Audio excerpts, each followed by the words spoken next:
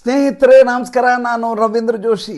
ವೈಶ್ವಿಕ ಮಟ್ಟದಲ್ಲಿ ಭಾಳ ದೊಡ್ಡ ಮಟ್ಟದಲ್ಲಿ ಬೆಳವಣಿಗೆಗಳಾಗ್ತಾ ಇದ್ದಾವೆ. ಅದರಲ್ಲಿ ಪ್ರಮುಖವಾದ ವಿದ್ಯಮಾನಗಳನ್ನು ತಮ್ಮೆದುರಿಗೆ ಇವತ್ತು ಪ್ರಸ್ತುತಪಡಿಸ್ತಾ ಇದ್ದೇನೆ.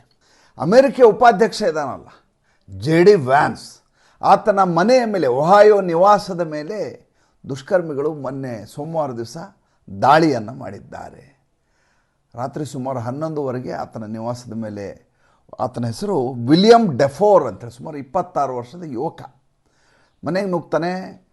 ಸುತ್ತಲೂ ಭದ್ರತಾ ಸಿಬ್ಬಂದಿಯವರು ಇರ್ತಾರೆ. ಅದನ್ನು ಮೀರಿ, ಸೀಕ್ರೆಟ್ ಪೊಲೀಸರನ್ನ ಮೀರಿ ಒಳಗಡೆ ನುಗ್ಗಿ ಸುಮಾರು 7 ಕಿಟಕಿಗಳನ್ನು ಸಂಪೂರ್ಣವಾಗಿ ಧ್ವಂಸಗೊಳಿಸ್ತಾನೆ. ಅಲ್ಲಿಂದ ಒಳಗಡೆ ನುಗ್ಗಿ ಶೂಟ್ ಮಾಡಬೇಕು ಅನ್ನುವಂಥದ್ದು ಆತನ ಲೆಕ್ಕಾಚಾರ ಇರುತ್ತೆ JD ವ್ಯಾನ್ಸ್ ಕುಟುಂಬವನ್ನು. ಅಷ್ಟರಲ್ಲಿ ಸೀಕ್ರೆಟ್ ಪೊಲೀಸರು ಆತನನ್ನು ಬಂಧಿಸ್ತಾರೆ. ವಾಲ್ನಟ್ ಹೌಸ್ ನೇಬರ್ಹುಡ್ನಲ್ಲಿ ನಡೆದಂಥ ಘಟನೆ ಇದು. ಅಮೇರಿಕೆಯಲ್ಲಿ ಭದ್ರತಾ ವ್ಯವಸ್ಥೆಯ ಪರಾಕಾಷ್ಠೆ ಅಂತ ಹೇಳುವಂಥ ರಾಷ್ಟ್ರದಲ್ಲಿ, ಅಲ್ಲಿ ಉಪಾಧ್ಯಕ್ಷನ ಮನೆಯ ಒಳಗಡೆ ಒಬ್ಬ ದುಷ್ಕರ್ಮಿ ನುಗ್ತಾನೆ ಅಂದರೆ ಅಮೇರಿಕೆಯ ಪರಿಸ್ಥಿತಿ ಹೇಗಿರ್ಬೋದು ಸುಮ್ಮನೆ ಆಲೋಚನೆ ಮಾಡಿ.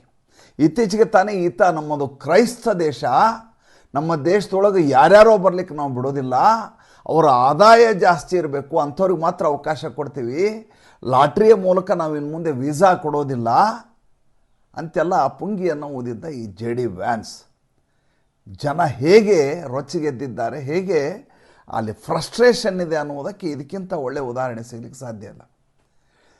ಆಲ್ ಟೈಮ್ ಹೈ ಇನ್ಫ್ಲೇಷನಲ್ಲಿ ಹಣದುಬ್ಬರದ ಪರಾಕಾಷ್ಠೆ ಆ ಮಟ್ಟಿಗಿದೆ. ಆದರೆ ಅಲ್ಲಿಯ ಅಧ್ಯಕ್ಷ ಉಳಿದ ರಾಷ್ಟ್ರಗಳ ಮೇಲೆ ಹಂದಿನ ಕಣ್ಣಿಟ್ಟುಕೊಂಡು ಆ ದೇಶದ ಮೇಲೆ ಆಕ್ರಮಣ ನಡೆಸಲಿಕ್ಕೆ ಪ್ರತಿ ದಿವಸ ಒಂದೊಂದು ಸ್ಕೆಚ್ ಹಾಕ್ತಾ ಹೇಳಿಕೆಯನ್ನು ಕೊಡ್ತಾ ಇದ್ದಾರೆ ಡೊನಾಲ್ಡ್ ಟ್ರಂಪ್ ನಿನ್ನೆ ಒಂದು ಹೊಸ ಹೇಳಿಕೆಯನ್ನು ಕೊಟ್ಟಿದ್ದಾರೆ. ಏನಪ್ಪ ಅಂದರೆ ಭಾರತದ ಮೇಲೆ ಇನ್ನಷ್ಟು ಟ್ಯಾರಿಫನ್ನು ಜಾಸ್ತಿ ಮಾಡ್ತೀನಿ. ನಮ್ಮ ದೇಶದ ವಿದೇಶಾಂಗ ಸಚಿವಾಲಯ ಮತ್ತು ನಮ್ಮ ಪ್ರಧಾನಮಂತ್ರಿ ನರೇಂದ್ರ ಮೋದಿಯವರು ಈತನ ಹೇಳಿಕೆಯನ್ನು ಕೇಳಿದ ತಕ್ಷಣ ನಕ್ಕು ಬಿಡ್ತಾರೆ. ಏಕೆಂದರೆ ಯಾವಾಗ ಈತ ಟ್ಯಾರಿಫನ್ನು ಹೆಚ್ಚು ಹಾಕಿದರೋ ಅವತ್ತಿಂದ ಭಾರತದ ರಫ್ತು ಇನ್ನಿಲ್ಲದ ಹಾಗೆ ಹೆಚ್ಚಾಗ್ತಾ ಇದೆ. ಜೊತೆಗೆ ಅಮೇರಿಕೆ ಮೇಲೆ ನಿರ್ಭರ ಆಗಲಾರದ ಹಾಗೆ ಭಾರತವನ್ನು ಹೇಗೆ ಸ್ವಯಂ ನಿರ್ಭರಗೊಳಿಸಬೇಕು ಅಂತ, ಆತ್ಮನಿರ್ಭರಗೊಳಿಸಬೇಕು ಅನ್ನುವ ನಿಟ್ಟಿನಲ್ಲಿ ಭಾರತದ ವಿದೇಶಾಂಗ ನೀತಿ ತನ್ನನ್ನು ತಾನು ಹೇಗೆ ಬೇಕೋ ಹಾಗೂ ಟ್ಯೂನ್ ಮಾಡಿಕೊಂಡು ಆಗೋಗಿದೆ. ಅಮೇರಿಕೆಯ ಜನರಿಗೆ ಭಾರತದ ವಸ್ತುಗಳನ್ನು ಬಳಸದೆ ಬದುಕುವುದು ಹೇಗೆ ಅನ್ನೋದನ್ನು ಮೊದಲಿಗ ಡೊನಾಲ್ಡ್ ಟ್ರಂಪ್ ತನ್ನ ದೇಶದ ಜನರಿಗೆ ಕಲಿಸಬೇಕು. ಭಾರತದ ಮೇಲೆ ಟ್ಯಾರಿಫ್ ಹಾಕುವುದರಿಂದ ಅಮೇರಿಕೆಯಲ್ಲಿರುವಂಥ ಗ್ರಾಹಕರಿಗೆ ದರ ಜಾಸ್ತಿ ಆಗತ್ತೆ ವಿನಃ, ವಸ್ತುವಿನ ದರ, ಭಾರತದ ರಫ್ತು ಕಡಿಮೆ ಆಗಬಹುದೇ ವಿನಃ ಭಾರತಕ್ಕೆ ಬೇರೆ ಯಾವುದೇ ರೀತಿಯಾದಂಥ ನಷ್ಟ ಆಗುವ ಸಾಧ್ಯತೆ ಇರೋದಿಲ್ಲ. ಡೊನಾಲ್ಡ್ ಟ್ರಂಪ್ ಇದನ್ನು ಅಹಂಕಾರದ ಪರಾಕಾಷ್ಠೆಯಲ್ಲಿರುವ ವ್ಯಕ್ತಿಯಾಗಿರುವುದರಿಂದ ಇದನ್ನು ತೀರ ಪರ್ಸನಲ್ ಆಗಿ ತೆಗೆದುಕೊಂಡಿದ್ದಾರೆ ಅಂತ ಅವ್ರು ಹೇಳ್ತಾರೆ. ನರೇಂದ್ರ ಮೋದಿ ತುಂಬ ಒಳ್ಳೆಯ ವ್ಯಕ್ತಿ, but he doesn't know how to please me ಅಂತ. ಹಿ ಶುಡ್ ಪ್ಲೀಸ್ ಮೀ, ಈತನನ್ನು ಸಂತುಷ್ಟಪಡಿಸ್ಬೇಕಂತೆ. He should make me happy, ನನ್ನನ್ನು ಆತ ಖುಷಿಯಾಗಿಡಬೇಕು. ಅದನ್ನು ನರೇಂದ್ರ ಮೋದಿ ಮಾಡ್ತಾಯಿಲ್ಲ, ನಾನು ಅದಕ್ಕೆ ಹೀಗೆಲ್ಲ ಮಾಡ್ತಾಯಿದ್ದೀನಿ ಅಂತ ನಿನ್ನೆ ಹೇಳಿಕೆ ಕೊಡ್ತಾರೆ. ಒಂದು ದೇಶದ ರಾಷ್ಟ್ರಾಧ್ಯಕ್ಷ ಈ ರೀತಿಯ ಮಾತುಗಳನ್ನು ಆಡ್ತಾರೆ ಅಂದರೆ ಇದು ಯಾವ ರೀತಿಯ ದಾದಾಗಿರಿ, ಯಾವ ರೀತಿಯ ಗೂಂಡಾಗಿರಿ ಅರ್ಥ ಮಾಡ್ಕೊಳ್ಳಿ. ಏನು ನರೇಂದ್ರ ಮೋದಿ ಹೋಗಿ ಡೊನಾಲ್ಡ್ ಟ್ರಂಪ್ ಮುಂದೆ ನಿಂತು ಮುಜುರಾ ಮಾಡೋಕ್ಕಾಗತ್ತಾ ಹೇಳಿ ನೋಡೋಣ. ಭಾರತ ತನ್ನ ಸ್ವಾಭಿಮಾನವನ್ನು ಕಾಪಾಡಿಕೊಂಡು ಇತರರನ್ನು ಗೌರವಿಸುವುದನ್ನು ಕಲಿಯುತ್ತೇವೆ. ಇನ್ನೊಬ್ಬರನ್ನು ಓಲೈಸಲಿಕ್ಕಾಗಿ ದೇಶವನ್ನು ಅವರ ತಲದಲ್ಲಿ ನಿಲ್ಲಿಸಲಿಕ್ಕೆ ಸಾಧ್ಯ ಆಗೋದಿಲ್ಲ. ಅದು ನರೇಂದ್ರ ಮೋದಿ ಅಂತ ಪ್ರಧಾನಮಂತ್ರಿ ಆದಾಗ ಆ ರೀತಿಯ ನಿರೀಕ್ಷೆ ಮಾಡಲಿಕ್ಕೆ ಸಾಧ್ಯ ಇಲ್ಲ. ಮುಂಚೆ ಸರ್ಕಾರಗಳಿದ್ದು ಹೋಗಿ ಡೊಗ್ಗು ಸಲಾಮ್ ಹೊಡಿತಾ ಇದ್ದು ಅಮೇರಿಕ ಎದುರುಗಡೆ ಹೋಗಿ ಆ್ಯಂಟನಿ ಥರದವರು, ಬೇಡ ಚೈನಾದವ್ರು ನಮ್ಮ ಮೇಲೆ ದಾಳಿ ಮಾಡ್ತಾರೆ, ಹೀಗಾಗಿ ನಾವು ರಸ್ತೆ ಸರಿ ಮಾಡೋದಿಲ್ಲ, ಅವ್ರು ಬೇಸರ ಪಟ್ಕೊಂಡ್ಬಿಡ್ತಾರೆ, ಆದ್ದರಿಂದ ನಾವು ಅವ್ರ ಮೇಲೆ ಅಟ್ಯಾಕ್ ಮಾಡೋದಿಲ್ಲ, ಈ ರೀತಿಯಾದ ಹೇಳಿಕೆ ಕೊಡ್ತಾಯಿದ್ರು. ಆದರೆ ಇವತ್ತಿರುವ ಭಾರತ ಸ್ವಾಭಿಮಾನವನ್ನು ಮೆರೆಯುವ ಭಾರತ. ಹೀಗಾಗಿ ಆ ರೀತಿಯ ನಿರೀಕ್ಷೆಯನ್ನು ನರೇಂದ್ರ ಮೋದಿ ಮಾಡಿದರೆ ಅದಕ್ಕಿಂತ ಮೂರ್ಖತನ ಬೇರೆ ಯಾವುದೂ ಇರೋದಿಲ್ಲ. ಆದರೆ ನಮ್ಮಲ್ಲಿ ಏನು ಅನ್ಕೋತಾರೆ ಅಂದರೆ, ಡೊನಾಲ್ಡ್ ಟ್ರಂಪ್ ಬೇಸರ ಮಾಡ್ಕೊಂಡ್ಬಿಟ್ಟಿದ್ದಾರೆ ಅಂದ ತಕ್ಷಣ ಭಾರತಕ್ಕೆ ಏನೋ ದೊಡ್ಡದಾದಂಥ ಗಂಡಾಂತರ ಕಾದಿದೆ, ಯಾವ ವೆನೆಜುವೆಲಾ ಮೇಲೆ ಈ ರೀತಿಯ ದಾಳಿ ಮಾಡಿದ್ರು ಅದೇ ರೀತಿಯ ದಾಳಿಯನ್ನು ಭಾರತದ ಮೇಲೂ ಮಾಡಬಹುದು ಅಂತೆಲ್ಲ ಕನಸು ಕಾಣ್ತಾರೆ. ಅದು ಸಾಧ್ಯ ಆಗಲಾರ್ದು ಮಾತು.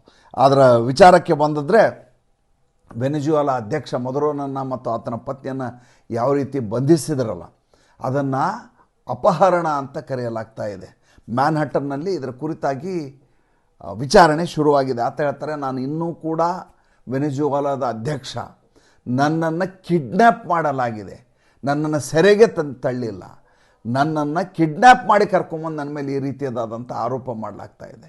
ಅವ್ರ ಮೇಲೆ ಆರೋಪಗಳೇನು, ಡ್ರಗ್ ಟ್ರಾಫಿಕಿಂಗ್ ಮಾಡ್ತಾ ಇದ್ದಾರೆ ಅನ್ನುವಂಥ ಆರೋಪ, ಆಮೇಲೆ ನಾರ್ಕೋ ಟೆರರಿಸಮನ್ನು ಮುಂದುವರ್ಸ್ಕೊಂಡು ಹೋಗ್ತಾ ಇದ್ದಾರೆ ಅನ್ನುವಂಥ ಆರೋಪ. ಅಲ್ಲ, ನಾನು ಹೇಳ್ತಾ ಇರೋದು, ಈ ಪೊಲೀಸಿಂಗ್ನ ಅನುಮತಿಯನ್ನು ಡೊನಾಲ್ಡ್ ಟ್ರಂಪ್ಗೆ ನೀಡಿದವರು ಯಾರು? ಕೇವಲ ಇದು ಅಲ್ಲಿಗೆ ಸೀಮಿತ ಆಗೋದಿಲ್ಲ, ಅಲ್ಲಿಂದ ಮುಂದೆ ಬರುತ್ತೆ. ಬೇರೆ ಬೇರೆ ರಾಷ್ಟ್ರಗಳ ಹೆಸರುಗಳನ್ನು ಆತ ಹೇಳ್ತಾ ಇದ್ದಾರೆ, ಬೇರೆ ಪ್ರದೇಶಗಳ ಹೆಸರು ಹೇಳ್ತಾರೆ.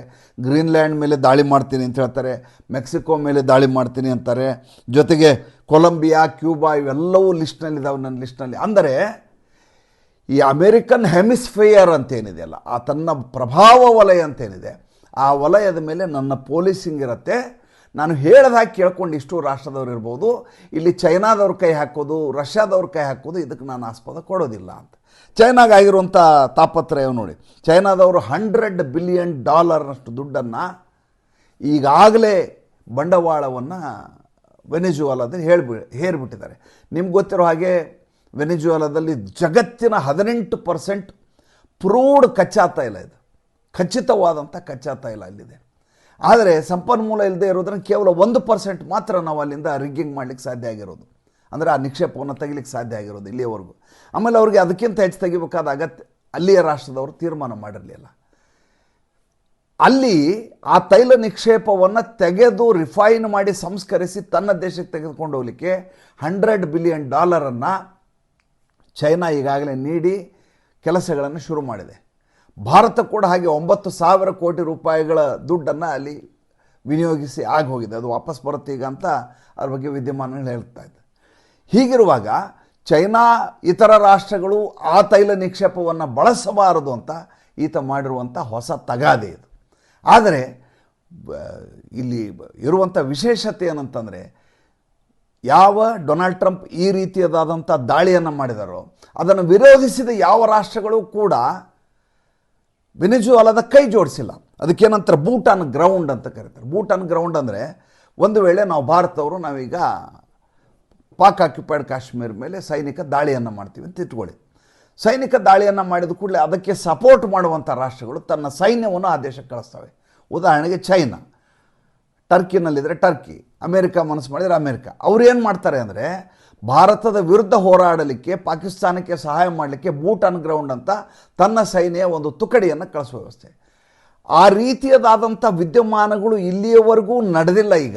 ಈಗ ಈ ಪ್ರಕರಣಕ್ಕೆ ಸಂಬಂಧಪಟ್ಟ ಹಾಗೆ ಮತ್ತು ಯಾರು ಖಂಡಿಸಿದ್ರಲ್ಲ, ಚೈನಾ ಖಂಡಿಸ್ತು, ರಷ್ಯಾ ಖಂಡಿಸ್ತು, ಯುನೈಟೆಡ್ ನೇಷನ್ಸ್ ಖಂಡಿಸ್ತು, ಯಾರೂ ಕೂಡ ಒಂದೇ ಒಂದು ಚಕಾರ ಶಬ್ದವನ್ನು ಅದರ ನಂತರ ಮಾತಾಡಿಲ್ಲ. ಮತ್ತು ಇದರ ವಿರುದ್ಧವಾಗಿ ಯಾವುದೇ ರೀತಿಯ ಕಾರ್ಯಾಚರಣೆಯನ್ನು ಮಾಡಲಿಕ್ಕೆ ಯಾರೂ ಸಿದ್ಧರಿಲ್ಲ. ಅಂದರೆ ಏನರ್ಥ, ನಿಮ್ಮ ಟೆರಿಟರಿಗಳನ್ನು ನೀವು ಕಾಪಾಡಿಕೊಳ್ಳಿ. ನಾನು ಅಮೇರಿಕದವನು, ಅಮೇರಿಕೆಯಲ್ಲೇ ಡೊನಾಲ್ಡ್ ಟ್ರಂಪ್ ಅಧ್ಯಕ್ಷ ಆದ್ಕೊಳ್ಳಿ ಹೇಳಿದ ಮೊದಲೇ ಮಾತೇನು ಹೇಳಿ, ಕೆನಡಾ ನನ್ನ 51ನೇ ರಾಜ್ಯವಾಗಿ ನನ್ನ ದೇಶದ ಒಳಗಡೆ ಬರಬಹುದು ಅಂತ ಒಂದು ಮಾತು ಹೇಳಿದರು. ಕೆನಡಾದ ಸಮಗ್ರತೆ, ಕೆನಡಾದ ಸಾರ್ವಭೌಮತೆಗೆ ನೀಡಿದಂಥ ಅತಿ ದೊಡ್ಡದಾದಂಥ ಅಪಾಯಕಾರಿ ಹೇಳಿಕೆ ಅದು.